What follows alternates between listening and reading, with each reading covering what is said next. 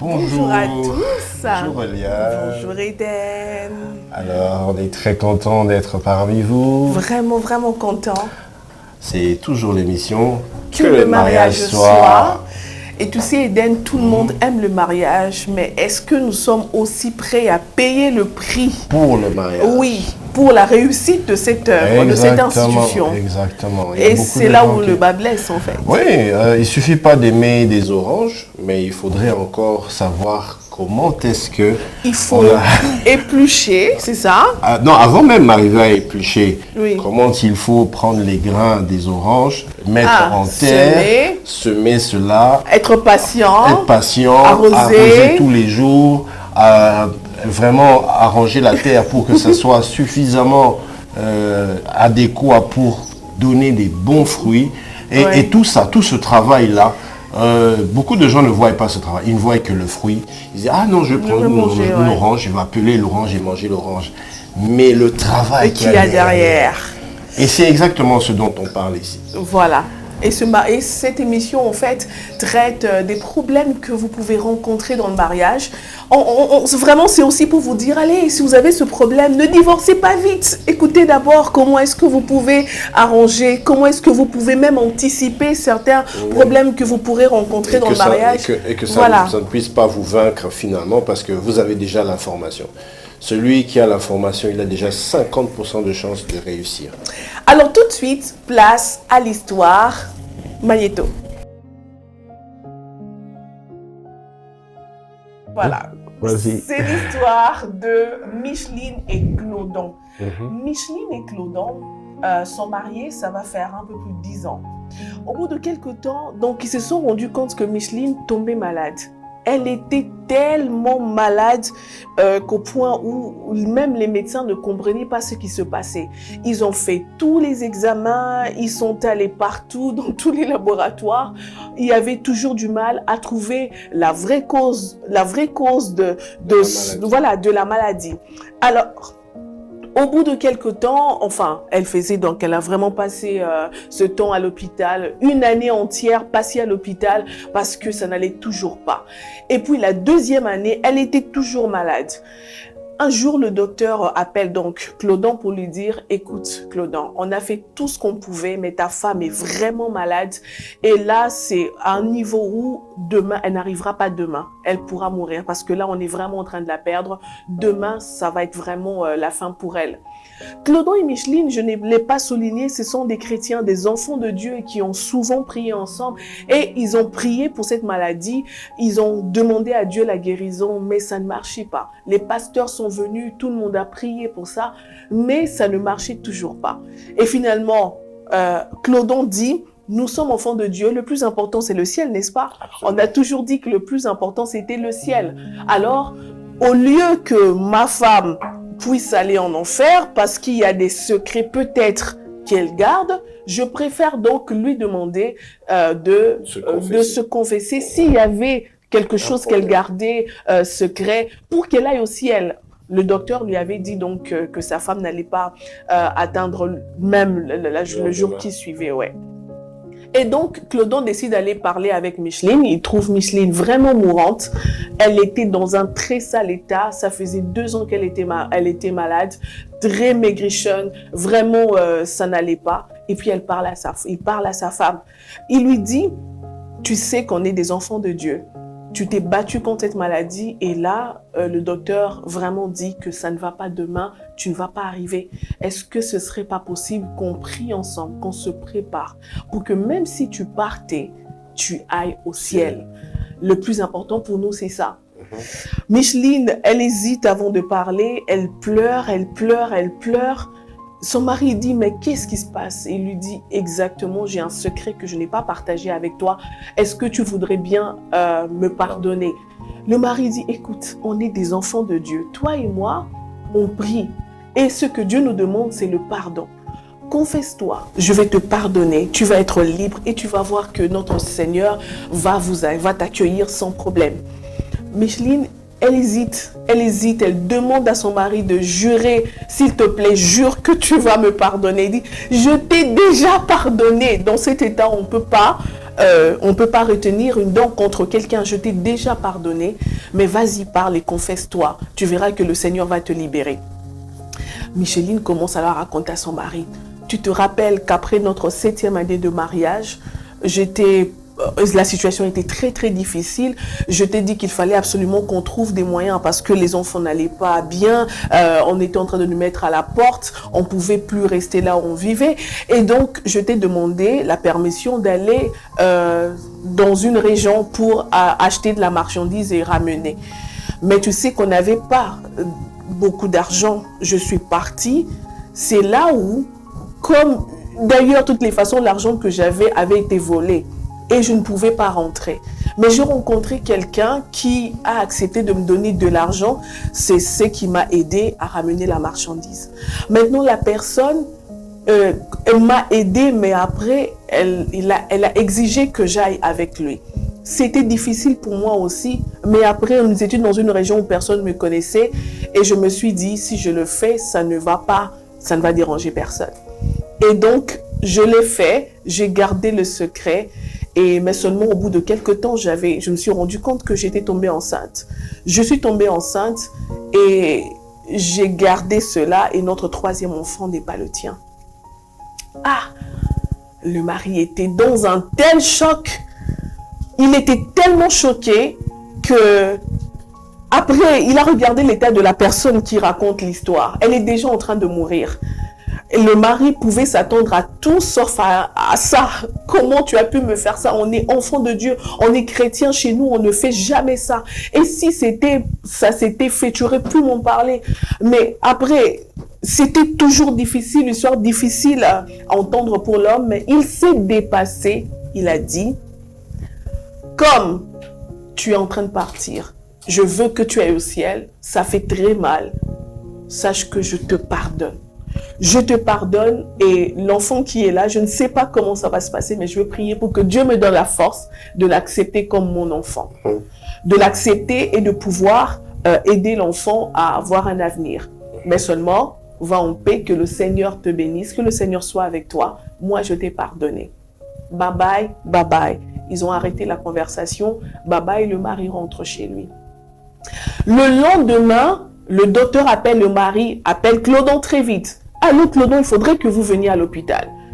Clodon fait vite, il se dit que quand j'arrive là-bas, on va me dire que ma femme est morte ou dans un état vraiment encore plus chaotique. Mais quand il arrive à l'hôpital, le médecin vient juste lui prendre dans ses bras pour dire « Félicitations, votre femme va très bien.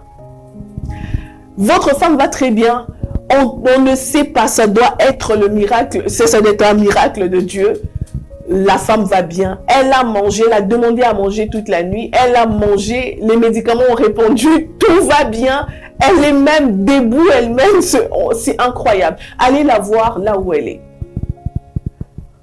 Le médecin s'attendait à ce que Clodon soit très heureux parce qu'ils se sont battus ensemble, mais Clodon était plutôt très triste.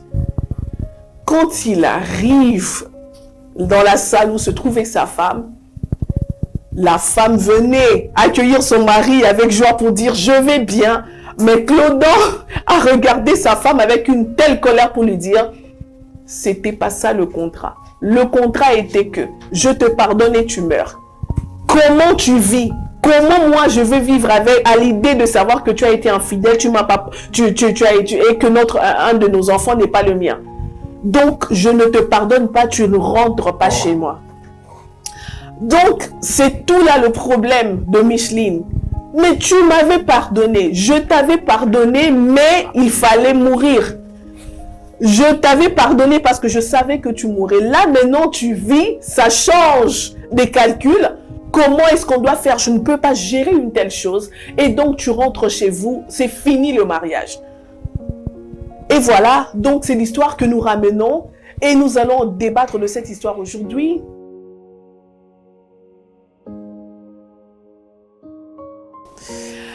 Et voilà, je te pardonne seulement si tu meurs. Mais si tu meurs, à quoi sert ce pardon? Si elle meurt, à quoi va servir ce pardon? C'est une histoire assez triste. Nous sommes ici pour vraiment voir où est-ce que ça n'a pas marché. dans leur marche, ils ont eu des problèmes financiers, Eden. Oui. La femme est allée chercher, mais apparemment, ce qui comptait, c'était avoir l'argent, c'était s'en sortir. Et on a oublié aussi, d'une certaine manière, devait survivre. Voilà, devait survivre. Et est-ce que quand on a des problèmes financiers, est-ce qu'il faut régner même ce qui fait la force d'un couple? Est-ce qu'il faut aller chacun dans sa direction pour justement trouver des solutions ou se mettre ensemble pour trouver la solution pour la famille? Est-ce qu'il n'y avait pas un autre moyen de gérer ce problème? Est-ce qu'il fallait absolument tomber dans ce cas d'infidélité? Mais aujourd'hui, on parle de l'infidélité de la femme. Est-ce que l'homme lui-même, de son côté, n'a pas été infidèle? Peut-être qu'il a été infidèle, il ne l'a pas dit. Voilà. Donc on ne le saura peut-être pas s'il ne l'avoue pas. Et aussi, pourquoi l'infidélité de la femme la pousse à développer une culpabilité maladive? Oui, qui la pousse même à mourir. Voilà. Elle garde son secret. Même jusqu'à la mort. Et ça lui donne des maladies bizarres qui finalement la poussent. Alors que l'homme aussi pouvait être infidèle, mais il est bien portant toute sa vie, sans culpabilité. On va en parler ici. Dans cette émission, avec nos invités qui nous ont accompagnés la fois passée. Pasteur Aubin, merci à vous d'être encore là. Merci. Et nous avons aussi notre médecin. Mais le problème, c'est qu'on ne sait pas dire notre médecine, en fait. Oui, respecter. Bonjour, merci. Et donc, on a commencé à parler de ce sujet depuis l'émission passée. Et donc, on en est là. On a tous conclu que le pardon de Clodon n'était pas sincère. On a conclu et puis on a conclu que les deux n'étaient pas vraiment des chrétiens. Pas enfants de Dieu, mais est-ce que maintenant, on va aller sur le processus de guérison de ce couple-là? Comment on fait pour maintenant pallier à tout ça? Quand une femme vient vous raconter une histoire comme ça, pasteur, parce que vous êtes à la fois pasteur et aussi psychologue, comment est-ce que vous l'aidez à retrouver d'abord son intimité avec le Seigneur et puis pour ensuite arranger avec son mari? Merci beaucoup, Maman Lauriane. Pour les cas, il s'agit d'abord non seulement d'écouter la femme, mais il faut écouter aussi l'homme. Si on n'écoute pas les deux, il n'y aura pas un même genre. Il y aura des sons de cloche qui vont diverger. Mais on écoute dans le processus d'accompagnement, on écoute l'homme en aparté, on écoute la femme en aparté, et puis on les joint pour les écouter confronter. Et puis, on peut encore les écouter d'une manière séparée. Et on peut maintenant aller ensemble pour des conciliations. Parce qu'il y a des points qui, parfois, tel n'a pas dit lors de première rencontre, mais il peut dire ça dans la deuxième rencontre. Bon. Donc, il faut savoir creuser pour mieux résoudre le problème. Alors, si ils veulent être accompagnés, ça signifie qu'il faudrait qu'ils se disposent pour être écoutés. Oui. Dire tout. Oui, parce que pour le cas, l'homme n'a pas présenté réellement son idée ou bien ce qu'il voulait. Oui. On a tout simplement compris qu'il voulait la mort de la femme. Mais pourquoi? Était-il réellement infidèle lui aussi? Est-ce que lui-même ne voulait pas déjà la mort de la femme avant? Et il a trouvé une occasion. C'est ce que j'attendais depuis longtemps. J'étais eu. Alors, il faut les écouter pour comprendre les vrais motifs. Voilà. Parce que Dieu qui connaît le couple a permis la guérison instantanée de la femme. C'est un miracle. Oui. Alors, un miracle. L'homme n'a pas compris que c'était un miracle. Quand nous avons un miracle, on glorifie Dieu. On dit gloire à Dieu. Mais comment un miracle peut être sujet de séparation? C'est contradictoire. Dans ce cas-là, c'est mal tombé en fait. Un miracle devrait être Dans ce cas, c'est séparation. Mais c'est un miracle. Comment ça devient sujet de séparation? Quelqu'un qui revient à la vie, mais... Non, pasteur, sérieux. C'est sérieux. Est-ce que l'homme arrive à pardonner l'infidélité de sa femme facilement? C'est ça plutôt la question pour comprendre peut-être la réaction de Clodon. Oui, c'est vrai que l'infidélité, c'est une trahison. Oui. On peut appeler ça haute trahison. Mais c'est vrai aussi que l'homme a toujours été aussi infidèle. Pourquoi on ne peut pas considérer ça de la même diapason, haute trahison? Parce que quand on s'engage dans le mariage, ça signifie que vous prêtez serment. Au jour où vous avez prêté serment, ce n'est pas seulement devant Dieu, mais le jour où on donne la dot, les parents demandent, est-ce que ma fille, acceptez-vous que votre papa puisse prendre la dot de ce monsieur? Et pas d'un autre. Pas d'un autre. Le oui de la jeune fille fait des acclamations. Aux autres. Mais lui qui est venu donner la dot, ça signifie qu'il a dit oui, je viens. Il est venu avec un air courageux pour dire que je vais entrer dans cette famille. Donc en d'autres termes, il est venu assumer. Quand vous venez assumer, vous ne venez pas en farceur. Venez d'une manière intègre. Donc nous les hommes, nous devons être aussi intègres quand nous aimons une femme et nous devons la prendre en mariage, nous devons être intègres. Si nous ne sommes pas intègres, ça ne vaut pas la peine. C'est un mariage entre guillemets qu'on veut faire. Mais si on veut réellement un mariage, il faut une intégrité totale. Donc on s'engage devant les parents. Je vais prendre votre fille pour former une famille. C'est pourquoi Dieu dit que ceux-là qui s'assemblent, ils deviennent un. Parce que maintenant, il y aura maintenant naissance d'une autre famille qui deviendra plus tard une grande famille. Exactement. Parce que ces enfants-là peuvent avoir aussi, se marier aussi, et vous devenez des pépés. Donc vous avez une grande famille.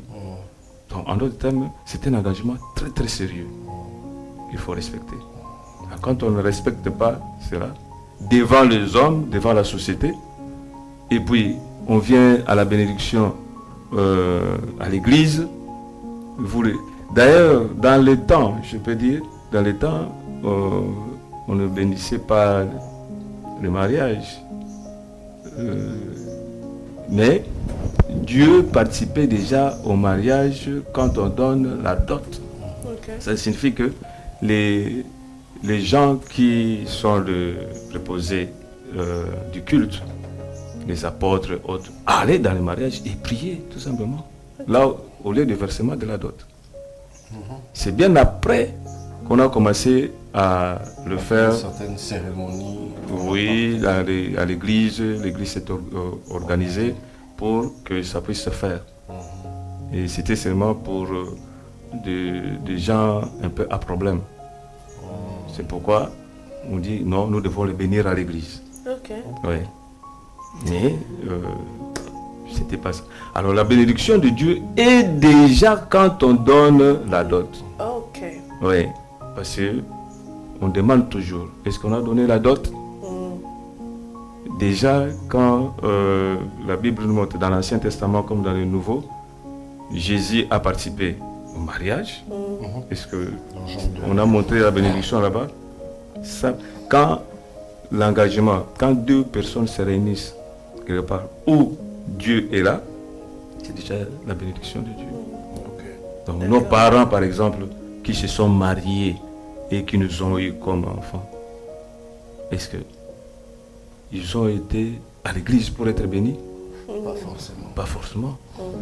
Mais comme le mariage, c'est une institution de Dieu, Dieu est toujours là. Quand les choses... Dans la vie courante actuelle, on parle de bénédiction nuptiale. C'est tout simplement d'une forme organisationnelle de l'Église. Mais Dieu est déjà partie prenante parce que c'est lui qui a institué le mariage. Et dans l'Église, on rappelle cette institution du mariage. Et Dieu n'aime pas le mariage de désordre. Quand vous lisez dans la Bible, Dieu a corrigé Abraham parce qu'il avait le fils de la promesse. Il a corrigé et puis il a choisi. Quand Dieu faisait ces choix-là, c'est parce que lui est pour le mariage monogamique. Ce n'est pas pour le désordre. C'est comme ça, après la loi, Moïse, mosaïque si on peut dire, on peut donner la lettre de divorce pour que l'homme puisse se remarier, ainsi de suite. Que Jésus a corrigé bien après. Oui. Oui. Donc le mariage, ce n'est pas une invention de l'Église. Pour dire que non, la bénédiction, c'est de Dieu. Donc quand on va donner la dot, Dieu est déjà parti présent. Amen. Voilà. Bon, maman Frésia, on revient à vous.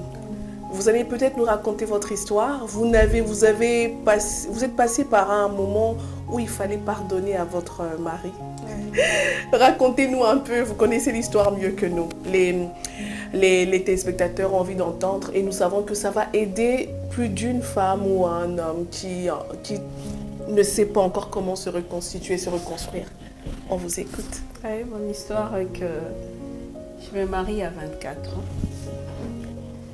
Et à 32 ans, mon mari décède. Après 6 à 7 semaines de maladie. Et pendant la maladie, j'étais grosse de notre cadet qui est resté avec 7 mois à sa mort. Et j'étais fâchée. J'étais en colère, pas contre les gens, mais contre lui. Oui. Contre lui, pourquoi? Parce que je le trouvais jeune, fort, et je me jugeais qu'il avait trop abandonné avant. Et il est parti. J'étais en colère de m'avoir laissé, de mettre tout ce qu'on avait comme projet. C'était fini, quoi. Mon monde était écroulé. Je ne voyais pas d'issue. Je ne me voyais pas être moi aujourd'hui. Et j'étais fâchée, très en colère alors. Et je suis même allée à se fâcher même contre Dieu. Oui. Parce que je manquais même quoi dire. Or que je suis d'une famille chrétienne. Moi, je n'ai pas écouté Jésus à l'église ou à la rue. C'est dans la famille où on m'a parlé de Jésus. Et là, j'étais une autre personne. Je ne voulais pas parler de Dieu. Les gens qui venaient me consoler, j'acceptais pour faire plaisir aux gens, oui. Mais au moins, j'étais dessus de voir que Dieu ne m'avait pas écouté, il ne nous avait pas écouté. Mais c'est quoi ça? Je reste à 32 ans, sans mari, avec 4 garçons. Je vais faire quoi de ma vie? J'étais en colère. Mais j'étais fâchée. Jusqu'au point où quand j'arrivais à prier, je disais, Seigneur, toi-même, tu sais, c'est toi qui fais tout. Tu n'as qu'à continuer à faire. Hein? Je dors. Le matin, quand je me réveille, je dis, en tout cas, toi qui renouvelle tes bontés, je sais que tu sais là où tu l'as renouvelé. Si c'est chez moi, je ne pense pas en tout cas. Ouais. Ça dit, je priais parce que c'était l'habitude. J'étais habituée à prier le matin avant de dormir, mais je n'avais plus du cœur. J'étais une femme vraiment blessée. Et au bout du processus, maintenant c'est la rancœur qui m'est rongée par rapport au processus du deuil. Parce que là, au lieu de voir les gens être pour toi, et tu vois les gens être contre toi. Tout le monde te juge. Tu es un sujet de jugement parce que tu dois répondre aux questions. Autant de fois, tu dois répéter la même histoire. Et ça, je me suis maintenant renfermée. Je me suis renfermée. Et un jour, il y a une amie de l'église qui me fait un message qui me dit, Frésia, il y a convention à l'église. Je me suis moquée d'elle, je dis, celle-là, je vais aller faire quoi à l'église? Oh.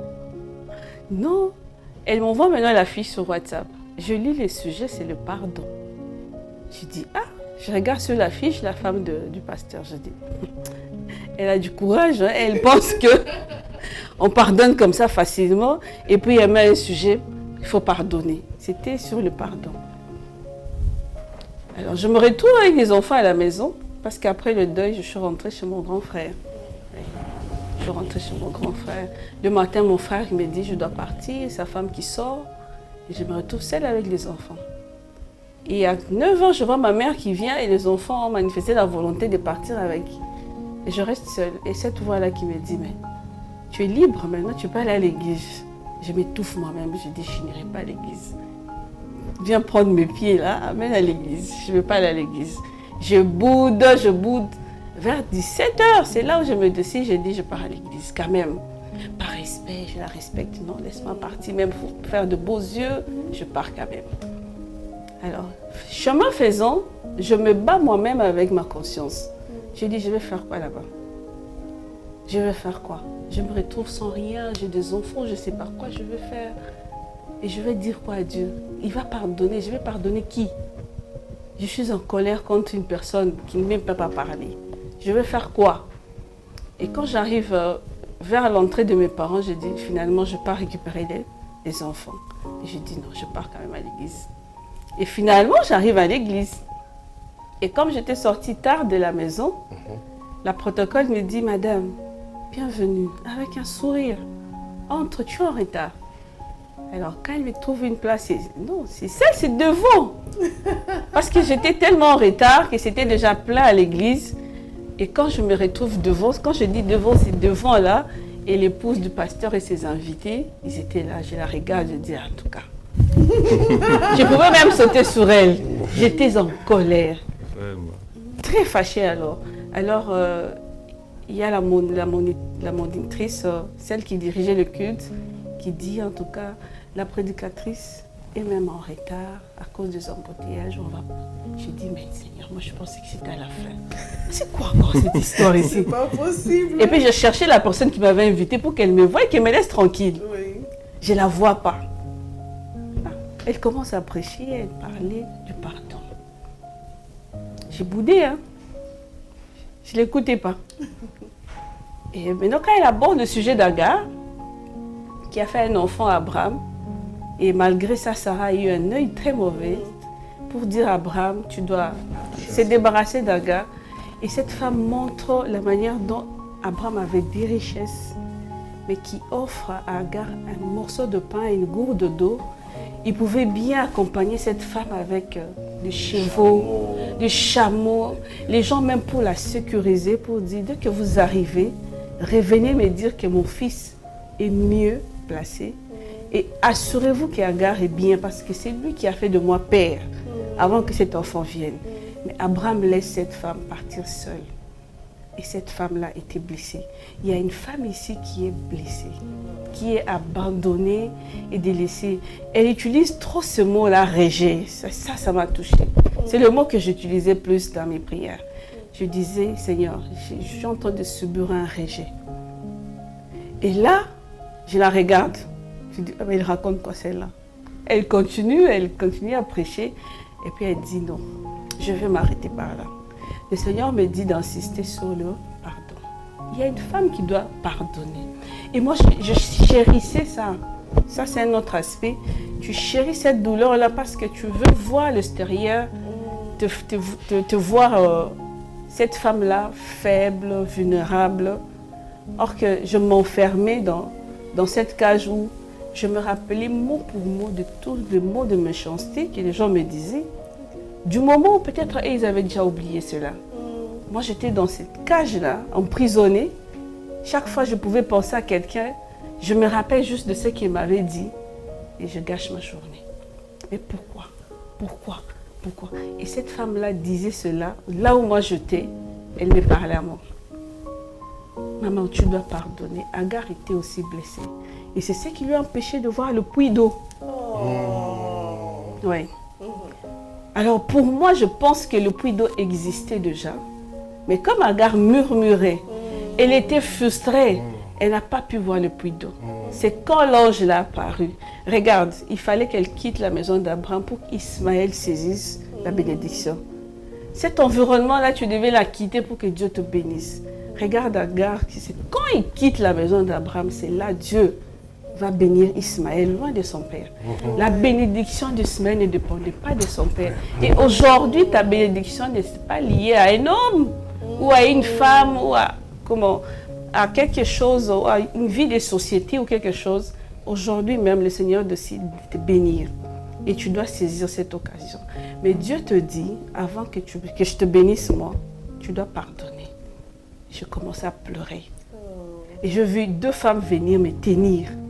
Ils priaient pour moi, ils étaient priés en langue. Et il y avait une présence très très forte à l'église. Alors elle a commencé à crier, Madame, maman, tu dois pardonner. Je dis, je ne vais pas pardonner.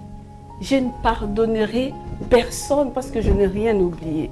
Elle insiste, mais tu vas rater ta bénédiction. C'est aujourd'hui même que l'ange est descendu pour essuyer les larmes d'Agar et de bénir Ismaël.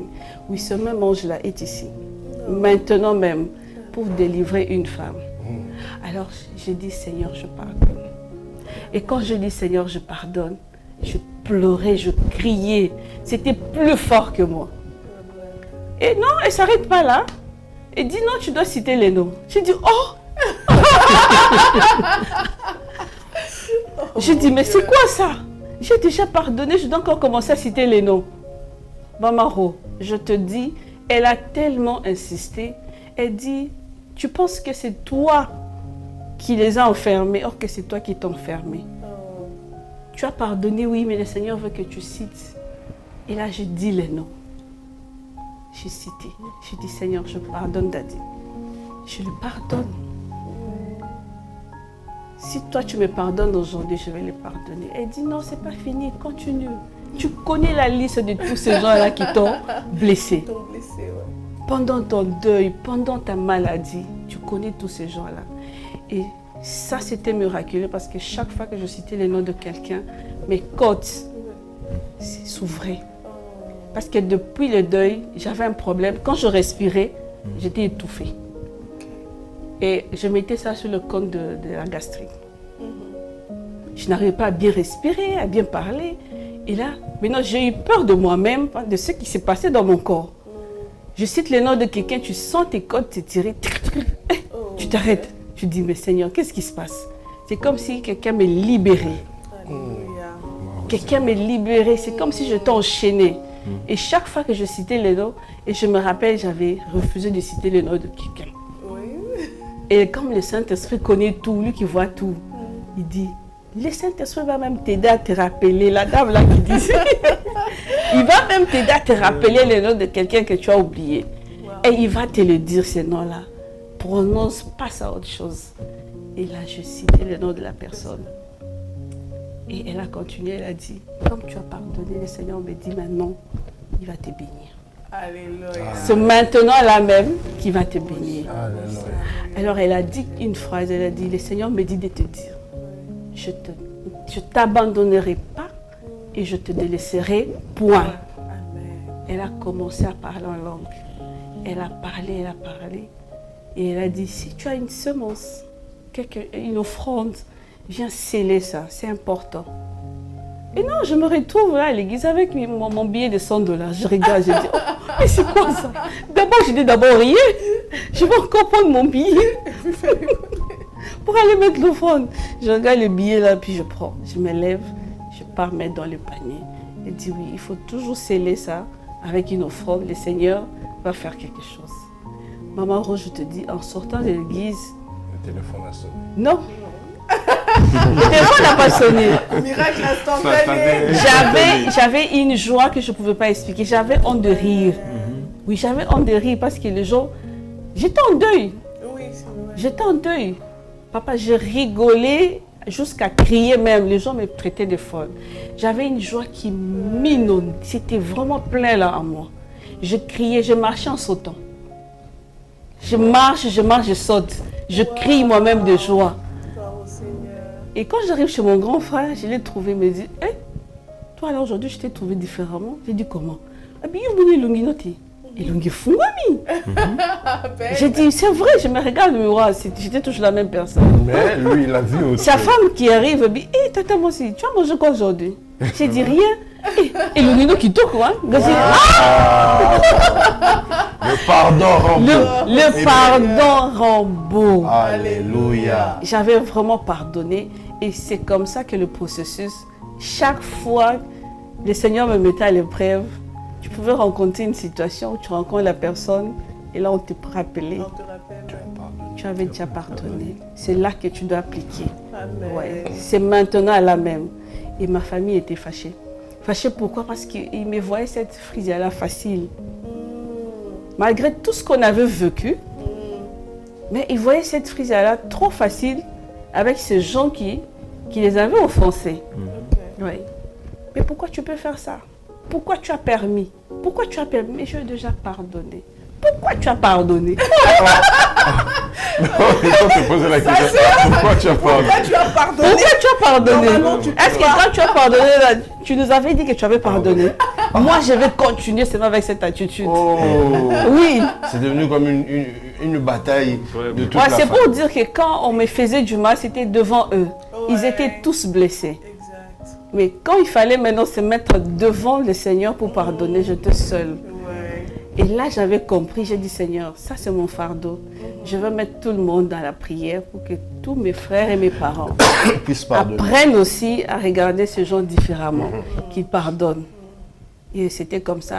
Au premier rendez-vous, au deuxième, troisième, on pouvait ne pas se saluer, mais après c'est venu. Tantine, ça va? Oui, je vais bien. Et on n'a pas de choix. Notre sœur qui est facile ici. Hein? Et c'était une guerre, quoi. Ils voulaient qu'on reste dans cette guerre sans fin, où quand on se voit, on se chamaille, on s'insulte. Et après, on apprend beaucoup de choses quand on est une femme seule qui reste avec des enfants. Tu as l'intérêt d'être quelqu'un qui est dans la prière pour tes enfants, Oui. au lieu d'être quelqu'un qui cherche la guerre au moment où tu es resté avec les enfants. C'est ce qu'eux ne comprennent pas, mais c'est que moi j'ai compris. Qu'il mieux vaut préserver la paix et être vrai avec Dieu quand Exact. tu dis. Parce que cette vérité-là qui va te sauver, même quand ils iront chercher ça autrement, le Seigneur leur dira, oh, mais elle avait pardonné sincèrement. Pourquoi vous cherchez des ennuis à peut-être à trahir? En tout cas, il ne permettra jamais. Wow, Parce que est-ce- moi, j'ai pardonné Oui. sincèrement. Est-ce qu'on peut acclamer le Seigneur pour ce Amen. magnifique témoignage? Magnifique. C'est vraiment, Bravo, Seigneur. c'est vraiment magnifique, Hélène. Oui, c'est... Comment on le voit Seigneur comment fait tu les sais. choses. Dieu est fidèle. Il a déposé l'amour dans ton cœur Oui. et il t'a donné la capacité de pardonner et ça a ouvert des portes. Je crois même il y a d'autres choses que tu n'as pas dites. Je crois que sur le point de vue professionnel aussi, Oui. les portes se sont ouvertes. Et même la santé, je crois que si tu compares ta photo à cette époque... Non, le point, non, les pardons, ça pèse sur toi. C'est quelque chose qui te ronge. Je te dis, quand on le dit c'est un fardeau, c'est vraiment un fardeau. Tu te sens légère. Même à réfléchir, tu réfléchis différemment. Tu vois des choses différemment. Parce que là, ton esprit s'ouvre. Tu sais décider aussi différemment. Tu n'es plus dans une compétition pour dire, je vais faire... Pour Hein? montrer que... Pour montrer que là, tu vis pour toi et tu dis, je vis pour moi et pour le Seigneur. Oui. Wow. Là où les gens avaient mis des limitations ou de points, le Seigneur a ouvert des portes. Oui, le Seigneur a ouvert des portes. J'ai eu un travail où je vis le Seigneur me prendre par la main et me faire asseoir là où les gens ne pouvaient pas imaginer. Il dit, Fride, assis-toi là, travaille. Gloire au Seigneur. Les gens ont dit non, elle n'est pas compétente. Les gens ont dit non, elle sera là. Elle va travailler, elle va apprendre. Là où les gens, on n'a pas payé le premier mois, moi on m'a payé. J'ai eu mon argent. Hein? J'ai eu cet argent. Wow. Pour dire que ma vie, c'est une belle histoire avec le Seigneur. Oui. Et aujourd'hui, tu encourages un peu plus les veuves, les femmes qui ont besoin de savoir comment est-ce qu'on gère ce moment-là. Parce que... Oui, Maman Ro, je te dis, Daddy est décédé il y a 5 ans. Oui. Mais si je te dis le temps que je prends dans la prière pour prier, je peux citer ces femmes-là d'aujourd'hui. Ils sont maintenant même plus de 30. Des fois, je ne les ai même jamais rencontrés. Je vois quelqu'un poster, quelqu'un qui a perdu son mari. Je regarde là, ça me touche. Je demande son nom. Wow. Et je prie pour cette femme-là parce que les après, c'est vraiment difficile. Gérer l'après, là, c'est ce qui blesse les gens. La manière dont les gens te jugent. La manière dont les gens veulent te garder, tu vois. Oui. Les gens veulent te garder dans cette situation-là pour te dire, oui, c'est normal. Il est parti, tu n'as rien à faire. Peu de gens t'encouragent à aller de l'avant. Et moi, j'avais eu cette chance-là, ce sont mes parents, ma famille. Mon père m'a dit, regarde-moi, je ne suis pas née d'aujourd'hui, tu ne pleureras pas. Tu vas aller de l'avant. Écoute, est-ce que tu as des choix? C'est ces jours-là que j'ai compris que je n'avais pas de choix. C'était sorti de la bouche de mon papa. Tu n'as plus de choix. Il y a des gens qui ont des choix de continuer ou d'abandonner. Toi, quand tu regardes tes enfants, tu n'as plus de choix. Tu n'as qu'un seul choix, c'est d'aller de l'avant. Alors arrête de pleurer. On va prier. Ma mère appelait à Dieu ses promesses. Il y avait mes frères qui venaient, on partageait la parole de Dieu. Oui, c'est ma famille, mes parents, mon environnement. Ce qui aide, ce sont des gens qui prient. On a besoin de cette chaleur-là parce que quand tu pleures quelqu'un, même si tu pries comment, je pense que des fois on perd le mot. Oui. On perd le mot, on est fatigué, on est dessus de la manière dont les gens, peut-être, même si Dieu, tu n'es pas dessus de Dieu, mais la manière dont les gens gèrent cette situation-là pendant le... Et qu'est-ce que tu pourrais dire pour tous ceux qui sont, bon, je ne sais pas si je vais appeler ça victime, mais tous ceux qui ont été un tout petit peu dans ce genre d'histoire où les parents sont partis très tôt, ils sont restés enfants, cherchant comment est-ce que maintenant ils vont évoluer. Toi, tu restes avec les enfants. Je sais que par la grâce de Dieu, tu les as encadrés jusque-là et Dieu te fait grâce, tu évolues. Qu'est-ce que tu dirais à ces enfants qui ont perdu leurs parents, que ce soit le papa ou la maman, et qui cherchent maintenant comment ils doivent évoluer, le après, là, après la perte, qu'est-ce que tu leur dirais? Oui, après la perte, il n'y a que Dieu. Moi, je pense que si Dieu n'avait pas, s'il ne m'avait pas donné cette force, même les efforts de mes parents et de mes frères n'allaient rien apporter. Oui. J'ai appris une chose à mes enfants, on leur dit, vous avez perdu un père physique, mais il y a un père qui s'appelle Dieu. Amen. Si tu as besoin de quelqu'un, si tu manques quelque chose, auprès de moi, il n'y a pas, demande à papa. On l'appelle Papa God chez nous. Papa Dis, God. ouais. Si tu n'as pas quelque chose que maman t'a donné, je te demande toujours, tu as demandé à Papa God. Ah maman, je n'ai pas demandé. Il faut le faire. Parce que c'est lui-même qui a dit que je suis le père des orphelins. On ne l'a pas imposé. C'est lui-même. Lui-même dit, non, moi je suis le père des orphelins. Donc il assume. Alors, il assume cela. Alors je dis toujours, si le papa de ce monde peuvent prendre en charge leurs enfants, le mettre à l'abri, les couvrir, les cajoler, leur donner tout ce qu'ils veulent, à combien peut faire raison un Père céleste qui nous connaît, même quand on n'a pas demandé, il nous donne. Alors vous êtes le plus chanceux. Je leur toujours donne, leur montre ce côté chanceux là que les autres n'ont pas. Au lieu qu'ils soient, voilà, c'est un avantage. Voilà. Ça veut dire vous avez la chance d'avoir un père qui connaît tout. Un jour mon fils me pose la question, mais maman, s'il connaît tout, pourquoi il n'a pas donné? Il dit, ils veulent que tu lui demandes. Il veut te garder près de lui parce que tu dois toujours aller vers lui, dire j'ai besoin de ça. Oh d'accord. Alors, on est vraiment, merci beaucoup pour ce témoignage vraiment émouvant et on est en train de chuter. Papa Aubin, est-ce que vous avez un commentaire par rapport à son histoire? Oui, je peux dire ceci, que ce n'est pas facile de perdre un être cher. Clodon devrait le savoir, hein, parce qu'il souhaite la mort à sa femme. Vraiment. Vraiment, comme ce n'est pas facile, c'est seul Dieu qui le soutient. Comme maman l'a dit, il est le père des veuves, des orphelins. C'est lui qui soutient. Mais Dieu est le père de tous. Dieu est tout puissant. Alors, il veut démontrer sa toute puissance. Mais quand il veut démontrer sa toute puissance, maman l'a souligné très bien, il faut être en contact avec lui. Parle-lui et vous verrez sa toute puissance. Donc quand on nous dit chaque fois que non, vous allez vous plier, vous faites des prières, même pour le pays, il y a des messages qui passent dans le WhatsApp. On dit que non, ce n'est pas la prière qui peut changer la situation de votre pays. Mais moi je dis non. Dieu, quand tu veux agir, il agit. Il est tout puissant, il tient ce monde entre ses mains. Il peut changer la situation de quelqu'un, d'un pays. D'ailleurs, même pour le pays, Dieu ne va pas seulement juger les hommes d'une manière esselée, un à un, mais il a dit aussi qu'il jugera les nations. Oui. Donc, nous avons une destinée commune. Si Dieu permet les orphelins qu'ils puissent exister, et il dit qu'il est le père des orphelins, ça signifie qu'il veut le conduire.